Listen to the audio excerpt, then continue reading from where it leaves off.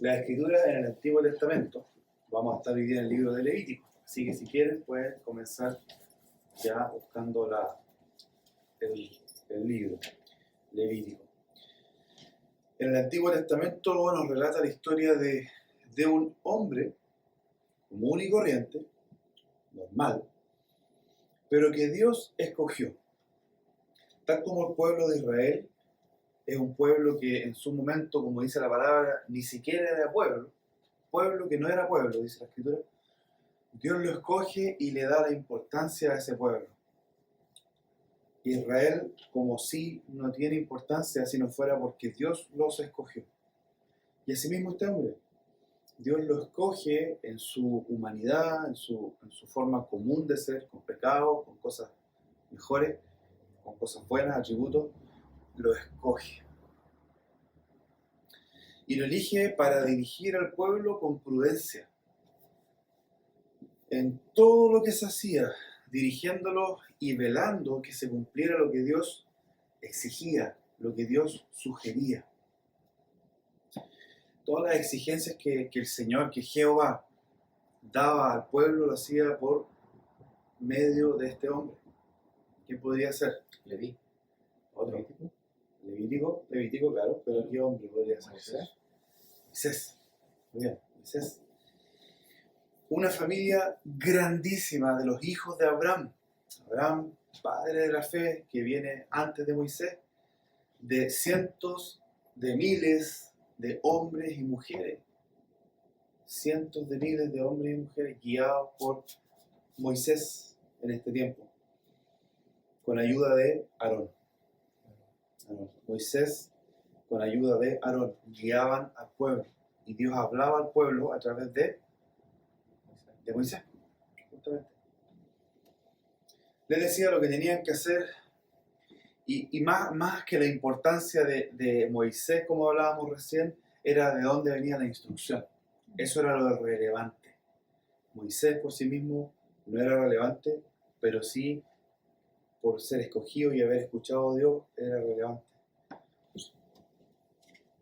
Vamos a ir al libro entonces de Levítico y vamos a ver una de las cosas que hacía Moisés con el pueblo. Levítico 8, 1 al 6. Levítico capítulo 8, desde el versículo 1 al versículo 6. Dice, y vamos a ir destacando algunas palabras. Vamos a destacar primeramente las primeras tres palabras, como parte del versículo.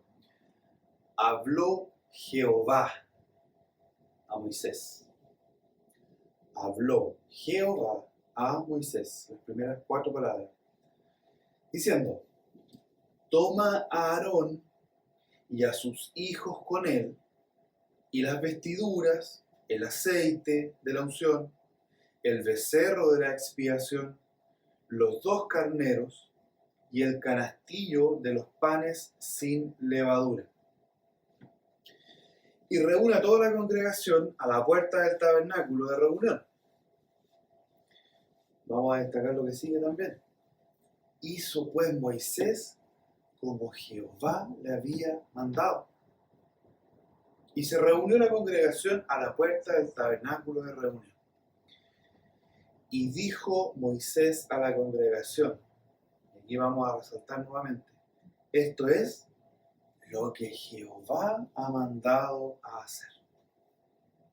Entonces Moisés hizo acercarse a Aarón y a sus hijos y los lavó con agua, y continúa la escritura relatando la consagración de Aarón y su familia, a sus hijos.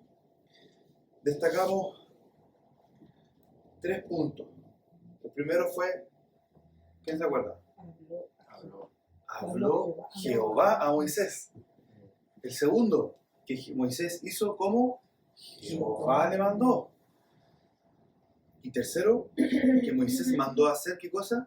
Lo que Jehová le había mandado a hacer. Súper bien. Jehová mandó a Moisés para preparar a Aarón y a sus hijos, que más adelante vamos a saber que son Nadab y Abiú, 2 hijos de Aarón, preparados para ayudar a su padre en todo lo que Jehová decía a través de Moisés. ¿Verdad? Hacían tales cosas como holocaustos, sacrificios, según la necesidad, según el pecado, según lo que ocurría en la historia y según lo que el Señor había dicho. Moisés, Aarón y sus hijos llevaban a cabo un rol llevado por Moisés. Cada hombre en la historia de la palabra cumplía un rol. Todos tenían un rol. Ya sea el rol de dirigir, ya sea el rol de obedecer, que también es un rol, ya sea el rol de llevar el animal a algún lado, o sea, preparar a los animales. Había quienes estaban dedicados a preparar a los animales para los holocaustos, animales limpios, puros. Habían otros que tenían distintos roles, pero todos tenían un rol y eso funcionaba en orden. No queriendo ninguno apoderarse del rol del otro. En el mundo vemos mucho esta situación, esta realidad. ¿Cómo se le dice en el mundo? Así, tal cual. Cuando llega uno que quiere quitarle el puesto, a serruchar el piso, literal. Hacerle la cama.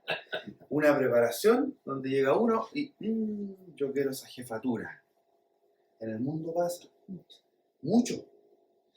Pero cuando a la iglesia traemos el mundo, también pasa en la iglesia. No en la iglesia de Cristo, en la iglesia como templo. Porque quienes son de la iglesia no participan de tales cosas. En el mundo vemos mucho esta temática de querer reemplazar al otro en el rol que le corresponde al otro. Porque le parece más entretenido, porque genera una mayor ganancia económica, porque se siente más capaz que el otro. Lo miro y me siento más capaz que el otro. ¿Cuántos dirigentes, senadores, diputados se sentirán más capaces que el presidente actual? Todos. Y quizás lo son. Y quizás lo son. Pero no es el tema. Exactamente. Es el deseo de ser visto en ese puesto laboral, en este caso, visto por el resto de las personas. No tiene que ver con la voluntad de Dios. Y en el caso del mundo, por supuesto que no tiene que ver con la voluntad de Dios, pero tampoco tiene que ver con el deseo de una mejoría social. Generalmente dentro de este deseo hay otras cosas. Vamos a ir hablando de esto. Dentro de esto hay un menosprecio a la autoridad. La motivación en esa actitud es una motivación liviana, donde no hay interés de la voluntad de Dios, sino satisfacer nuestro propio ego, como dijo Ana María. Vamos a continuar en el libro de Levítico, vamos a ver qué es lo que pasó. Vamos a acercarnos poco a poco a ver qué pasó en esta situación. Ahora vamos a avanzar a Levítico capítulo 9.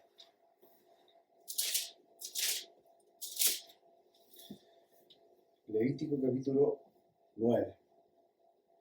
Dice, después alzó Aarón sus manos hacia el pueblo y lo bendijo. Y después de hacer la expiación, el holocausto y el sacrificio de paz descendió. Entraron Moisés y Aarón en el tabernáculo de reunión, y salieron y bendijeron al pueblo. Y la gloria de Jehová se apareció a todo el pueblo. Y salió fuego delante de Jehová, y consumió el holocausto con las grosuras, carne, grasa del animal, sobre el altar. Y viéndolo todo el pueblo, alabaron y se postraron sobre sus rostros. Hasta ahí todo perfecto. Dios diciéndole a Moisés lo que debe hacer. Moisés siendo tremendamente apoyado por Aarón, por los hijos de Aarón, llevando un holocausto, y el pueblo maravillándose por la gloria de Dios, por ese fuego que salía y quemaba aquel sacrificio, aquel holocausto. ¿Todo bien? Todo en orden. Pero vamos a seguir leyendo qué es lo que pasa cuando se quiebra esta este orden, este ordenamiento, cuando nuestra carne nos juega malas pasadas. Y en este caso, la muerte. Y en la actualidad, también muerte, pero muerte espiritual. Leamos Levítico 10, desde el 1 al 3. Dice, Nadab y Abiú, hijos de Aarón, tomaron cada uno su incensario y pusieron en ellos fuego, sobre el cual pusieron incienso, y ofrecieron delante de Jehová fuego extraño, que él nunca les mandó. Y salió fuego de delante de Jehová, y los quemó, y murieron delante de Jehová. Entonces dijo Moisés a Aarón, esto es lo que habló Jehová, diciendo, en los que a mí se acercan me santificaré, y en presencia de todo el pueblo seré glorificado. Y Aarón, padre de estos dos muchachos, cayó, no de caer, se cayó, se quedó callado. Estos hermanos, hijos de Aarón, mueren irremisiblemente, porque se han entrometido en el orden de Dios. A ellos no les correspondía hacer lo que hicieron. Y más adelante vamos a leer que dice que desde ahí Dios determina que no beberían más vino cuando les toque hacer el holocausto. Dándonos a entender, podemos concluir de ese versículo, lo voy a buscar, que probablemente no estaban en su sano juicio por los efectos del alcohol. Y con liviandad han tomado este sacrificio y han querido adjudicarse livianamente de algo que no les corresponde. Dice el versículo siguiente, el 6, el 4. Llamó Moisés a Misael y a Elzafán, hijos de Uziel, tío de Aarón, y les dijo, acercaos y sacad a vuestros hermanos de delante del santuario, o sea, los cuerpos de ellos, fuera del campamento. Y ellos se acercaron y los sacaron con sus túnicas fuera del campamento, como dijo Moisés. Entonces Moisés dijo a Aarón y a Eleazar e Itamar sus hijos, no descubráis vuestras cabezas, ni rasguéis vuestro vestido en señal de duelo, para que no muráis. Vamos a hacer un alto acá. Descubrir la cabeza, rasgar los vestidos, es una forma que tiene el israelita de expresar duelo, pena, dolor. El israelita, por costumbre, es muy expresivo. Entonces, si se habían arrepentido de algo, se llenaban de silicio para que el cuerpo les picara y les salieran cosas rochas en el cuerpo en demostración de que estaban arrepentidos de su pecado. Si tenían pena, angustia, se rasgaban sus vestidos. Cuando clamaban, se rasgaban sus vestidos. Es una cultura para nosotros no tan fácil de entender por qué no somos tan así. Venimos de otra línea, donde uno se guarda la rabia, se guarda la pena y mira de reojo nomás, así. Pero tiene por dentro cosas pasándonos. ¿A qué no le ha pasado? En la calle, o uno ve videos de gente peleando, y nuestra cultura es distinta. Es como de mirar y después hablar por atrás. Pero ellos no. Se rasgan el vestido demostrando que están arrepentidos, o en este caso con pena, angustia, un duelo. Pero el llamado de Moisés, no rasgues tus vestidos en señal de duelo, para que no muráis. Y para que no se levante la ira sobre toda la congregación. Pero vuestros hermanos, toda la casa de Israel, sí lamentarán por el incendio que Jehová ha hecho. ¿Qué estamos entendiendo con esto? Primeramente que el Señor tiene un orden, y eso lo hemos aprendido y está claro. Pero ¿qué estamos además aprendiendo con esta parte? Ya nosotros, por lo tanto, cuando vemos o viéramos en un futuro alguna situación parecida, nuestra actitud en ningún caso sería o no debería ser de ir a la persona que quiso apoderarse de un rol y que finalmente fue sacada y decirle, oye, no, yo te entiendo, qué pena. Pareciera que Dios está diciendo, ustedes no se vistan de duelo. ¿Sí? No entendieron nada. No entendieron nada, justamente, no entendieron nada. Dios hizo justicia y ustedes van pensando en la persona que pobrecita, es que a lo mejor quizás que le pasó, es que quizás te lo estaban tomando, es que uno entiende cuando la persona toma. No hagan duelo.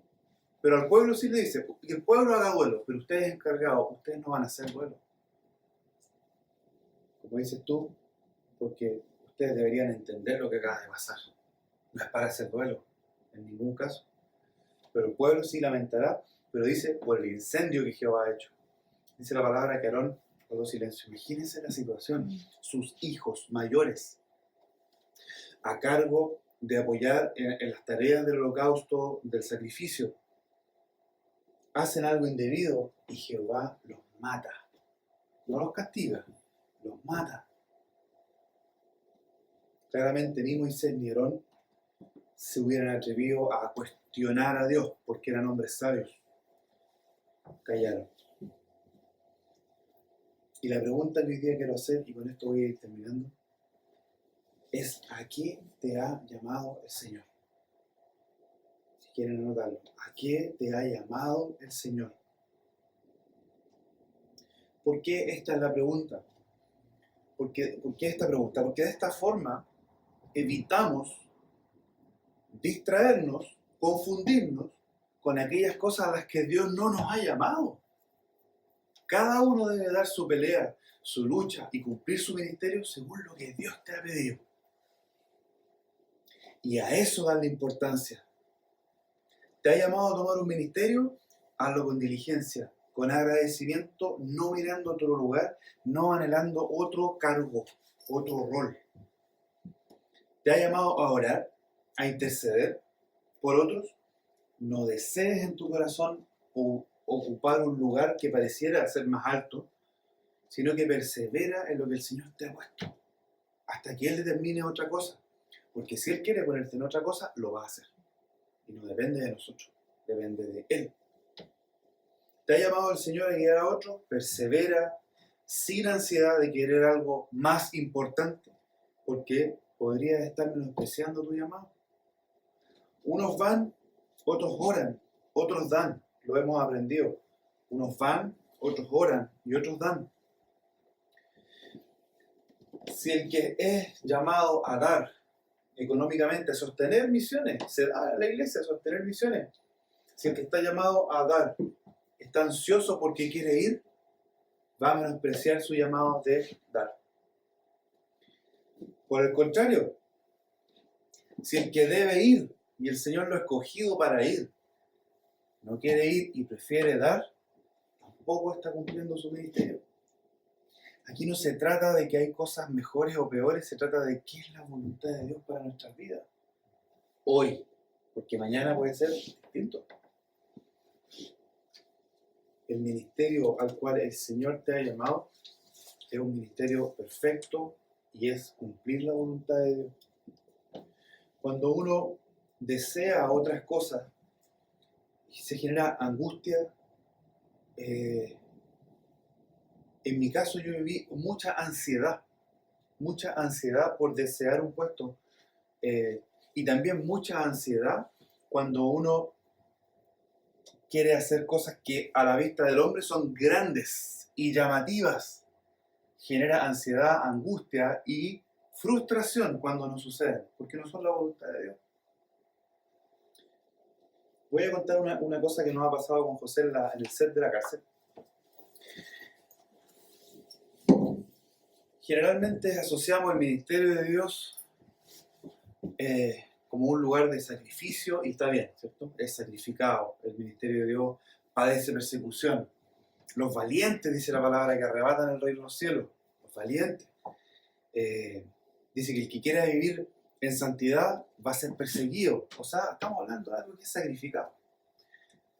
Pero en nuestra mente, a veces nos confundimos de tal forma que buscamos ese dolor, ese sufrimiento, esa esa persecución, como que la buscamos. Pero no es así, llega sola. El que quiera vivir en santidad padecerá persecución, se da por sí mismo. Yo no voy a buscar persecución y me voy a parar ahí al frente de una protesta homosexual a decir arrepiéntanse pecadores, ustedes son del demonio. Eso no es de Dios, no habla de la sabiduría de Dios en ningún caso. Porque los profetas ya pasaron y nosotros podemos ser llamados con un don profético, pero no es sabio ir a pararse ahí, a menos que el Señor te lo haya pedido. A menos que el Señor te lo haya pedido. Pero no buscando adrenalina, no buscando entretención, porque puede ser que uno lo esté haciendo con el solo deseo de buscar observadores o porque necesita un poco de adrenalina. Y porque este es el ministerio. Hablar fuerte. Entonces todos los pastores que están en otras condiciones predicando no están cumpliendo la labor del Señor. Muy equivocado. Es todo no, al menos que el Señor te diga sí. Única diferencia. Y la historia que voy a contar con José en el set.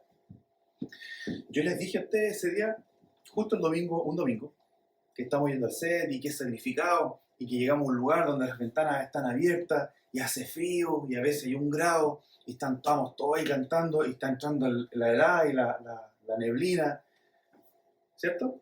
Como un sacrificio. A los 2 días le pusieron calefacción y llegamos. Yo al día siguiente que fui iba preparado a la batalla, a la Antártica, y entro y estaba calientito. El Señor tiene su voluntad y yo no hago más por el Señor o menos por el Señor entre más incómodo